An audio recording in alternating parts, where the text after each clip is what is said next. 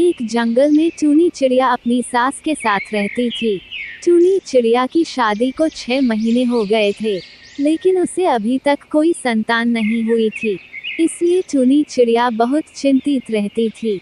उसकी ये हालत देखकर उसकी सास उससे कहती है, बहू ज्यादा चिंता करना ठीक नहीं, अभी तेरी उम्र ही क्या है, हो जाएगा अंडा भी।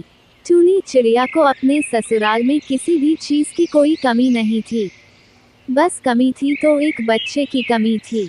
इस तरह कुछ समय गुजर जाता है। एक दिन चूनी चिड़िया अपने पति टोनी चिड़े को बताती है, सुन रहे हो जी, मैं माँ बनने वाली हूँ। ऊपर वाले ने हमारी विनती सुन ली।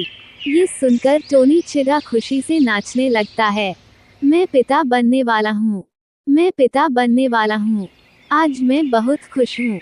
उन दोनों की बात सुनकर टूनी की सासू माँ वहाँ आ जाती है। बहू, ऐसी हालत में तुझे बहुत सावधानी बरतनी होगी। अब से तू बस आराम करना, घर के सारे काम काज मैं कर लूंगी।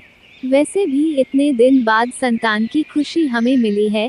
सासू माँ, आप ये क्या कह रही हो? मैं माँ बनने वाली हूँ, बीमार थोड़ी हूँ जो मैं काम काज नहीं करूँगी। ऐसे तो मैं बहुत आलसी बन जाऊंगी।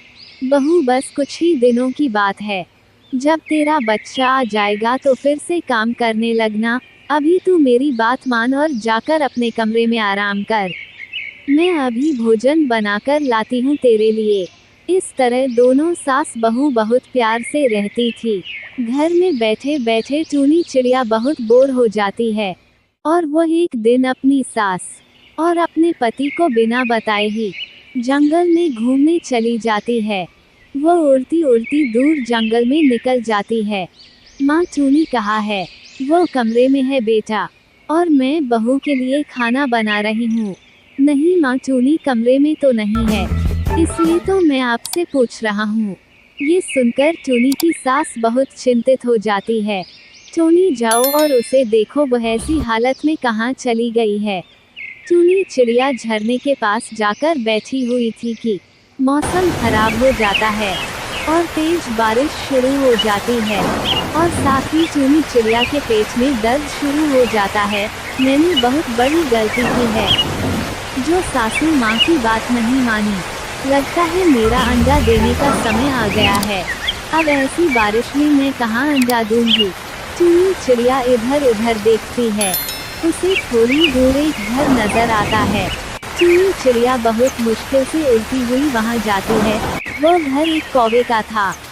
कौवे, मैं भूलकर इस दिशा में आ गई थी। फिर बारिश शुरू हो गई और मैं अंडे देने वाली हूँ। मुझे अपने घर में आज रात रह लेने दो। चिड़िया, मैं किसी अजनबी को घर में नहीं रहने दे सकता, तू ऐसा कर कहीं और चली जा। टूनी चिड़िया निराश होकर वहाँ से चली जाती है। अब उसे कुछ समझ नहीं आ रहा था कि वो कहाँ जाए। वो दर्द से कर रहा रही थी और रोए जा रही थी। तब उसका पति टोनी चिड़ा उसे ढूंढता ढूंढता वहाँ आ जाता है। टूनी, तुमने माँ की बात नहीं मानकर बहुत बड़ी गलती की है। अब खुद भी बारिश में फंस गई हो और मैं भी। पति जी, मैं बहुत शर्मिंदा हूँ। मेरा अंडा देने का समय भी आ गया है। मेरे पेट में बहुत दर्द हो रहा है। यहाँ थोड़ी ही दूर मेरा एक दोस्त तोता रहता है, चलो हम उसके घर जाते हैं। टोनी चिड़ा अपनी पत्नी का साथ लेकर अपने दोस्त तोते के घर चला जाता है। तोते की पत्नी टोनी चिड़िया को एक अलग कमरे में ले जाती है। तुम चिंता ना करो, ये दर्द हर माँ बर्दाश्त करती है, तब जाकर संतान की खुशी नसीब होती है। टूनी चिड़िया तोते के घोंसले में 2 सुंदर से सफेद रंग के अंडे देती है। तोते दोस्त, तुम्हारा बहुत बहुत शुक्रिया, जो ऐसी मुसीबत में तुम मेरे काम आए। अंदर से तोते की पत्नी बाहर आती हैं। बधाई हो टोनी चिड़े, तेरे यहाँ 2 अंडे आए हैं। टोनी चिड़ा बहुत खुश हो जाता है। थोड़ी देर बाद बारिश रुक जाती है।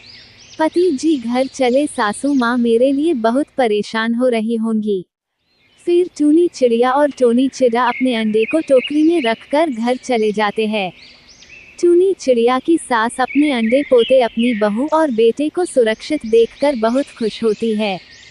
सासू माँ, मुझे माफ कर दे, बड़ों की हर बात में बेहतरी होती है, मुझे अब पता चला। इसीलिए ही तो कहते हैं हमेशा बड़ों की बात माने।